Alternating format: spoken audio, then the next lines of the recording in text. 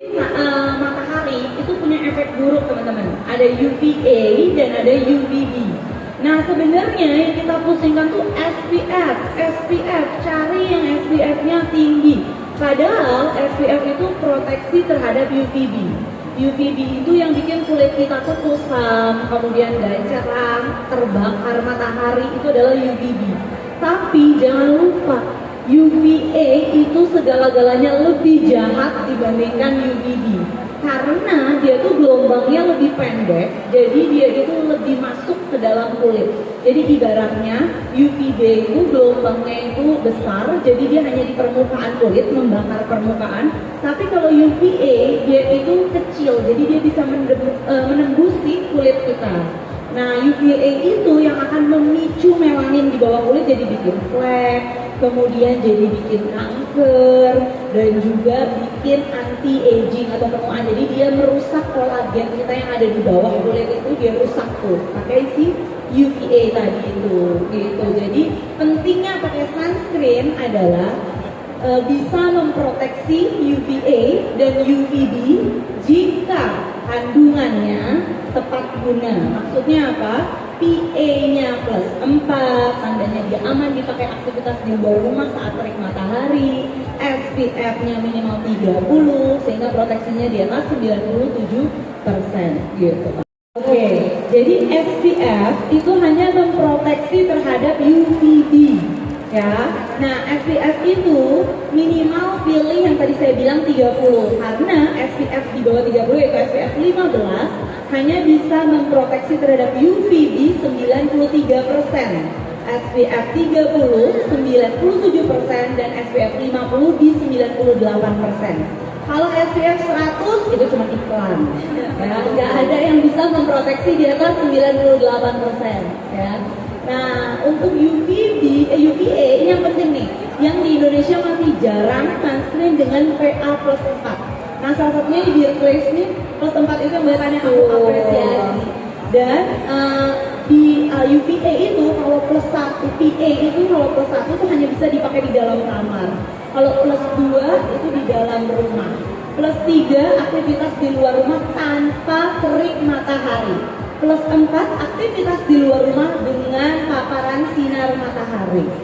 Jadi PA plus 4 itu maksimal dalam melindungi UVA, SPF 30, SPF minimal yang harus dipilih atau 50 itu maksimal dalam memproteksi terhadap UVB. Mungkin kalau kalian lihat skincare yang dijual, kalau sampai berani menuliskan SPF dan PA itu harus melakukan uji. Ujinya itu harganya yang saya tahu paling murah 75 juta. Wow. Hanya untuk menampilkan SPF dan PA-nya. Tapi kalau kecuali kita nulis cuma UV filter, itu nggak bayar gitu. Tapi kalau sampai tertera SPF dan PA, karena itu benar-benar hal yang harus bisa dipertanggungjawabkan gitu. Karena biasanya Kak, kalau misalkan yang PA-nya tinggi sama SPF-nya tinggi, itu white case banget berat. Tapi kalau ini ringan, itu yang unik juga. Kalau ternyata berarti dokter udah favorit banget ini ya untuk sunscreen-nya. Jujur pas mau coba tuh aku kan kulitnya tipe acne prone, jadi aku kalau SPF-nya tuh 50 tuh agak jerawatan enggak ya. Aku 30 aja deh, toh beda 1% proteksinya gitu kan. Tapi pas aku coba, oh enggak, alhamdulillah karena teksturnya yang light banget, ringan banget tadi. Mana juga nggak ada white cast-nya ya dok ya. Nah, white case-nya itu penting sih, soalnya sekarang udah nggak pernah mau white case kan. Nah justru karena teksturnya itu ringan, light, jadi dia nggak nyumbat pori. Karena penting ya kalau pakai sunscreen itu jangan cuma sekali, tapi kan reapply itu berulang-berulang nih. Jadi kayak numpuk, jadinya jatuhnya malah jadi nutupin pori dan jadi komedoan. Kalau teksturnya tuh agak kental gitu. Nah biasanya tuh yang aku hindari dari SPF 50 tuh khawatir teksturnya kental tadi. Yang unik yang saya baca itu dia mengandung berries ya. Dia punya 4 macam berries gitu. Jadi 4 berries itu fungsinya apa? Jadi berries kalau kita kayak makan strawberry, blueberry itu tuh antioksidan, high antioksidan. Cobalah deh kalian. Kalau kalian mau sakit ya, udah mulai nggak enak badan, cocolin strawberry ke madu, besok pasti seger lagi gitu. Wow. Jadi karena dia antioksidan tinggi, antioksidan, dan di sunscreen itu ada antioksidan. Jadi dia mencegah efek kemerahan dari polusi, dari sinar matahari. Jadi afternya tuh muka itu nggak kayak kebakar, merah, itu karena itu. Dan juga proteksinya tadi juga maksimal. Pun kalau kita, jadi kan sunscreen itu kita muka kita tuh bukan tembok ya kak, muka kita tuh pori-pori ya kak. Kalau keringetan kan luntur. Memang idealnya tuh di-spray 2-3 jam, tapi subhanallah sulit sekali ya. Maksudnya dan ada manusia yang sempurna, kadang tuh aduh kelewatan gitu ya. Apalagi kalau make up ya dok. Iya betul gitu, jadi kayak kelewatan dan nanggung deh gitu. Nah itu ketika sudah ada beres itu, ketika kita di luar pas lagi nanggung di jalan ataupun di mobil kan kaca ya, itu dia lumayan memproteksi. Jadi kayak jadinya afternya tuh kalau pulang double cleansing tuh nggak kayak merah-merah burning. Karena kan aku pengguna retinol nih kak. Oh iya. Jadi betul. paginya kan fotosensitif banget kalau misalkan nggak diproteksi sama sunscreen yang kenceng gitu loh. Ya dok, kita ada vitamin C produk yang dipakai di pagi hari. Oh my god, finally ada brand yang mengakui itu. Kayak saya keluar edukasi kayak guys jangan pakai vitamin C di malam hari, itu buang-buang uang. Saya berkali-kali sampaikan itu, tapi kayak kalian tuh pada takut pakai di pagi hari. Wah ini aku jelasin berdasarkan jurnal ilmiah ya. Jadi vitamin C itu adalah kandungan yang mampu mencegah timbulnya flek dari matahari. Jadi dia itu dipakai paling terbaik, kombinasi termantul itu adalah vitamin C dan niacinamide di pagi hari. Vitamin C dipakai di bawahnya si sunscreen, sehingga jika kita luput reapply atau ada matahari yang masuk menembus si sunscreen, dia akan dipantulkan dan dipecah oleh si vitamin C. Jadi vitamin C itu yang akan menjaga kulit kita dari paparan matahari jikalau sunscreen itu luput gitu. Nah itu penting banget gitu. Cuman orang pada takut kayak, aduh bukannya nanti jadi merah, jadi burning dan lain-lain. Padahal enggak guys, enggak kayak gitu kan. Oh misalkan dia tuh kan bekerja dengan adanya paparan dari sinar matahari, kayak baru kelihatan kerjanya gitu. Gitu di jurnal manapun mengatakan itu, cuman nggak tahu kenapa hype-nya kan kayak malam kan. Jadi kayak pas dapat briefing kayaknya tuh pagi ya dok, gini apakah betul dok? Ya ampun tadi. Saya tuh juga bingung ya siapa yang nyebarin hoax pertama kali ya vitamin C itu nggak boleh sama niacinamide, retinol nggak boleh sama niacinamide. Padahal itu adalah kombinasi termantul ya. Kombinasi termantul di malam hari itu retinol plus niacinamide, di pagi harinya kamu pakai vitamin C dan niacinamide. Lihat perubahannya itu mantul gitu maksudnya. Nah, cuman mungkin beberapa orang itu menggabungkan, tidak paham dosisnya, jadi bermasalah, akhirnya melakukan justifikasi bahwa itu kandungan yang nggak bisa digabungkan. Nah, jadi penting juga melihat kandungannya. Jadi boleh, saya tegaskan sangat amat teramat boleh jikalau kamu menggunakan niacinamide-nya di bawah 5%, vitamin C-nya di bawah dosis 20%. Jadi it's really okay gitu untuk gabungan gitu. Bahkan beberapa orang yang kulitnya udah kuat itu di atas 20% vitamin C-nya juga it's okay. Karena memang aku bukan tim pecinta niacinamide di atas 5% sih kak. Karena kan memang secara ilmiah tuh belum ada bukti bahwa di atas 5% itu lebih baik dibandingkan yang di bawah 5%. Tapi efek iritasinya lebih tinggi. Jadi kayak bikin batasan gitu. Kamu nggak bisa digabung sama ini, kamu nggak bisa digabung sama ini, malah bikin PR gitu dibandingkan kamu maksimalin dosis yang nggak perlu, mending kita kombinasi sama vitamin C lebih mantul gitu. Jadi kalau mau yang cari boosting mencerahkan mungkin nggak dapat di dosis itu kan. Tapi kalau misalkan nanya aman atau nggak buat kulit sensitif, sangat teramat aman. Karena dosis vitamin C-nya sendiri 5%, dimana dosis kan ideal itu berefek di atas 3% ya. Jadi kalau vitamin C ditanya 5% ada efek apa enggak? Ada efek tentunya, yaitu mengatasi PIH bekas jerawat hitam, mencerahkan kulit, terus kemudian warna-warna kulit yang nggak rata, itu dipakein vitamin C yang 5% tadi. Dibantu niacinamide 2%, niacinamide 2% jangan salah ya, niacin itu juga memperbaiki skin barrier loh. Jadi niacinamide 2% itu fungsinya sudah memperbaiki skin barrier, mencerahkan. Stop sampai di situ. Tidak bisa menghilangkan bekas-bekas jerawat, tidak. Karena menghilangkan bekas jerawat di dosis 4-5%. Jadi semua tuh ada dosis-dosisnya ya. Ketika dipadukan antara si ascorbic acid 5% dengan niacinamide 2%, niacinamide-nya akan menjaga kulitnya biar enggak bermasalah dengan memperbaiki skin barrier-nya. si vitamin C-nya yang akan mencerahkan gitu. Pertama kombinasi aman banget gitu. Cuman memang kalau untuk yang kulit flek dan lain-lain memang butuh vitamin C di 20% gitu, karena secara jurnal ilmiah juga di bawah 20% nggak akan maksimal untuk mengatasi flek gitu. Jadi tinggal kita kayak nah ini nih mindset orang-orang Indonesia, apa-apa pengennya dosis tertinggi, bener nggak, kayak paling tinggi pasti paling bagus, udah kayak gitu. Jadi adalah sesuai kebutuhan. Kalau memang flek yang terbaik ya vitamin C-nya 20%. Tapi kalau cuma kusam-kusam aja ya cukup di 3-5% tuh udah so enough gitu, very enough gitu kan, stop di situ gitu. Oke, jadi kalau mau makainya harus yang bener ya. Yang pertama, kalau mau pakai, yang pertama serumnya itu dipakainya itu di wajah yang kering ya. Jadi kalau misalkan kita habis mandi, pastikan wajahnya itu dilap pakai tisu sampai kering, baru gunakan vitamin C-nya kurang lebih 2-3 tetes ya. Setelah meresap sempurna benar-benar meresap full nih. Udah jangan sampai masih basah, karena vitamin C tidak akan bekerja di kulit yang basah. Oke, jadi harus pakai di kulit yang kering dan bikin iritasi kalau di kulit yang basah. Nah, setelah meresap sempurna, baru lanjutkan dengan menggunakan yang imasnya. Nah, yang imasnya ini kandungannya adalah vitamin E. Vitamin E itu udah pada tahu ya, vitamin E itu kan penenang kulit ya. Dia tuh menenangkan, menghidrasi dan lain-lain, menghydrate dan lain-lain. Kemudian di situ udah ada niacinamide-nya 2% tadi. Jadi dia akan menjaga skin barrier-nya itu dari si niacinamide 2% dan juga dari si vitamin E-nya tadi. Nah, kemudian setelah meresap sempurna si pelembabnya, baru tutup dengan menggunakan sunscreen. Sunscreen-nya dua jari ya. Gitu Pak. Jadi kalau tekstur puding, kayak kita kalau bikin puding di rumah, itu pasti bahan dasar utamanya apa teman-teman? Air, bener nggak? Ya kan, air mengental kemudian menjadi puding gitu, ngeset lah ya istilahnya. Nah, jadi kalau kulit yang normal, oily, udah berjerawat, acne prone skin, itu malah justru yang dianjurkan itu adalah yang watery base, yang bahan dasarnya adalah air. Jadi tekstur puding ini, jadi kandungan rangkaian ini tuh sangat aman buat kulit yang normal, oily, kemudian juga acne prone. Nah, itu aman banget.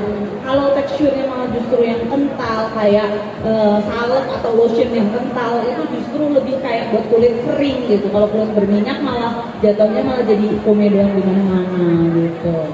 Sunscreen-nya itu kandungannya nggak ada yang komedogenik gitu. Jadi kalau misalkan kandungan komedogenik tuh kayak bla bla bla oil dan lain-lain gitu. Jadi kalau misalkan selain kandungan, kalian mungkin kalau kandungan terlalu ribet ya, perhatiin tekstur aja deh. Kalau teksturnya itu udah kental, berat, nah itu biasanya itu pasti komedogenik karena dia sangat beresiko untuk menyumbat pori-pori. Tapi kalau teksturnya ringan kayak air, dipakai juga langsung menyerap gitu, itu aman buat kulit yang acne prone dan oily skin. Dan non parfum juga nggak wangi juga sih, biar cleansing itu bagusnya gitu. Jadi mau kulit yang lagi kayak rewel merah-merah doang gitu ya. Biasanya kan kalau kita udah usia 40 tahun ke atas tuh pasti kulitnya lebih rewel, kayak kalau pakai bedak tuh kayak suka nggak nempel. Kalau pakai kayak kok kulitnya gini sih sekarang, nah itu tuh sangat really safe gitu sih Kak. Betul, jadi kalau mau cari basic skincare pemula menurut dan kulitnya kusam-kusam gitu, menurut aku ini pilihan yang tepat sih. Jadi tinggal nanti nambahin malamnya kayak kalian mau expo apa gitu, kayak sesuai kayak BHA untuk yang kulitnya mudah berjerawat atau apa kayak gitu. Oke, sebenarnya ini Mercury dan nggak level ya masuk ke sini. Ini udah tim pasti ada tim no Mercury ya kalau udah ada di sini. Tim yang udah jauh lebih berpengetahuan. Nah, sesuatu yang didapatkan dengan instan maka akan hilang secara instan.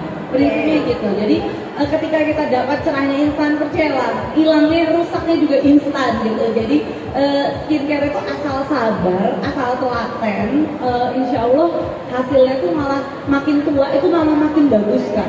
Gitu. Bukan kayak Mercury sekarang bagus, makin tua makin jelek gitu ya, kayak aduh mau jadi masalah macam-macam gitu sih. Dan ini kan basic skincare. Sekali lagi saya sampaikan berulang-ulang, saya juga udah sering bikin konten berulang-ulang bahwa kita itu nggak butuh loh skincare yang 1 lemari full. Mungkin sering lihat orang skincare di belakang kayak numpuk banget jadwalnya, ribet banget untuk pakai skincare gitu ya. Itu kita tuh nggak perlu loh, kita cukup tahu basic skincare apa yang tepat untuk kita. Tambahkan eksfoliasi atau retinol seminggu 2 kali, just it, jangan kelar gitu. Kalau misalkan usianya udah di atas 25, tinggal eksfoliasi dan retinol dua-duanya kita pakai terus selang-seling. Tapi basic skincare-nya udah satu.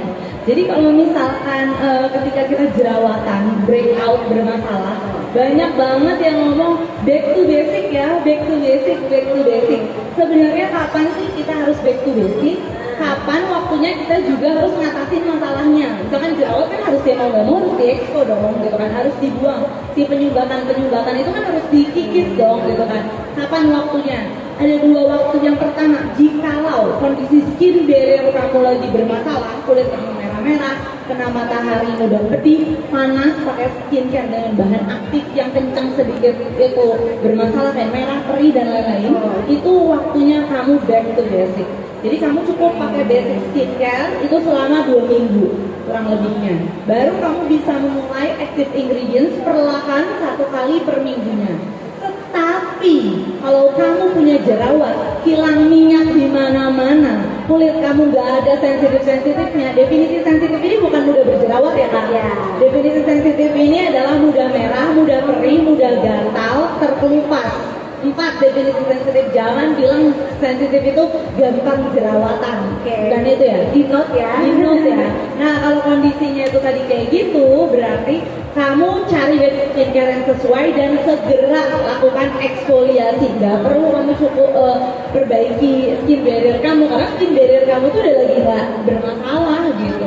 Udah langsung bisa mulai ini, misalkan basic skincare-nya ditambahin agen exfol secepatnya gitu.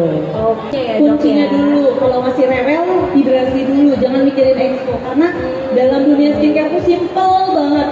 Yang penting keseimbangan. Hidrasi harus sama dengan eksfoliasi. Ketika eksfoliasi lebih dominan dibandingkan hidrasi, maka kulit jadi over exfol, merah-merah, perih, panas. Ketika hidrasi lebih over dibandingkan eksfoliasi, maka kulit penyumbatan komedo di mana-mana, jadi hilang minyak dan lain-lain. Kebayang ya? Jadi ketika balance, kulit glowing, terhidrasi, nggak komedoan, nggak jerawatan. Nggak sembuh-sembuh karena dia cuma fokusnya ke exfol gitu. Salah banget ketika berbaiki skin barrier, makanya dia ngerasa oh iya ya kok mulai better ya nih kulit kayak gitu. Kandungan yang menghidrasi, kalau untuk acne prone yang nggak bikin komedoan, jadi kandungan hidrasi itu kan ada yang tipe-tipenya, yang ada yang bermekran, emollient, dan lain-lain. Kalau misalkan di Beer Players ini lebih tepatnya, jadi jangan percaya ya teman-teman ada skincare yang bisa semua jenis kulit, it's nonsense, nggak mungkin kan. Jadi kalau ini lebih tepatnya buat kulit normal, oily, kemudian acne prone masih oke. Nah karena di sini kan ngelembatinnya dia udah ada vitamin E-nya dan juga niacinamide 2%. Bisa cek sendiri SPF-nya boleh ditanyakan berapa, PA-nya berapa. Jadi kembali ke konsep itu. Jadi kalau ditanya harus pakai sunscreen sebelumnya, ya 100% harus. Cari apply-nya gampang banget sih sebenarnya. Mungkin ada sunscreen yang boleh dibuka ya? Boleh. Kita langsung contohin aja ya. Misalkan di wajah nih saya lagi bermake up gitu ya. Harus 2 jari atau enggak? Ya harus tetap ya 2 jari. Dua jari ya. Kita anggap contoh 1 jari aja ya, untuk contohin aja cara pakainya yang benar ya. Kamu langsung aja tap-tap di area yang kamu mau pakai, kemudian kamu tap-tap pelan-pelan aja. Kalau misalkan kamu punya beauty blender, kamu bisa pakai beauty blender. Bahkan saya nggak ngaca karena udah terlalu sering kali ya. Oke, udah expert ya Dok ya. Udah saya udah. Dan kalau ini tuh makin kayak kamu sering tuh makin kayak kamu tahu gitu, oh kapan sih saya harus makainya, oh kayak 1 jari nih tadi saya setengah area pipi gitu. Udah, nanti tinggal 1 lagi di area sebelahnya. Nah, untuk sunscreen yang kayak gini tuh saya lebih suka krim dibandingkan spray. Jadi saya buka fun fact. Karena kalau spray itu kamu harus 1 area tuh 4 kali spray. Jadi kalau dicontohin itu cuma seret-seret tuh jangan percaya. Dari 1 pipi itu kamu seret-seret miring diagonal. Jadi 4 kali. Jadi kalau enggak itu nggak akan nyerap maksimal. Jadi which means itu boros banget. Jadi ini lebih hemat 1000 kali, aman banget gitu. Ya udah kelihatan nggak? Kayak aneh nggak? Enggak, aku juga no ya Dok ya. Saya takut soalnya. Udah iya. So good. Jadi tadi efeknya apa sih kalau kita pilih dosis yang terlalu tinggi? Yang pertama kulitnya nggak kuat.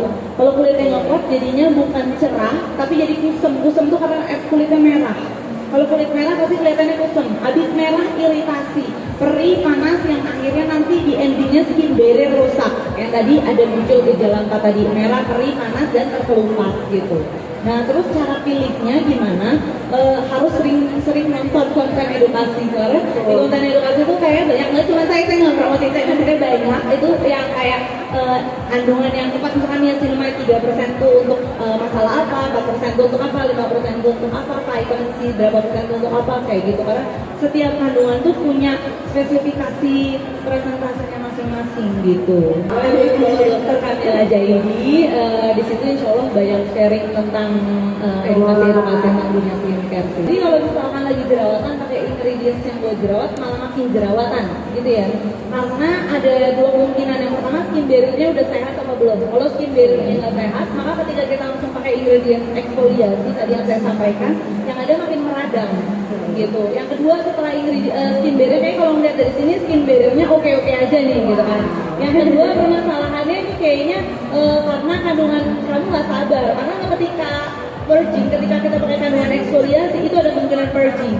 Purging itu adalah jadi gini, jadi jangan dokter tuh katanya purging nggak ada gitu. Jadi ini sel kulit, ini komedo di bawah. Jadi kamu buang nih, kamu kikis, ketika di dalam dia tuh jadinya keluar jadi jerawat. Tapi ketika dia sudah komedo berada di atas, dikikis dia rontok komedonya. Jadi ada dua kemungkinan ketika kita pakai kandungan eksfoliator, komedonya rontok atau keluar gitu. Cuman keluarnya juga di area yang memang kamu biasa komedoan, jadi jerawat yang tadinya komedo kok keluar jadi jerawat gitu.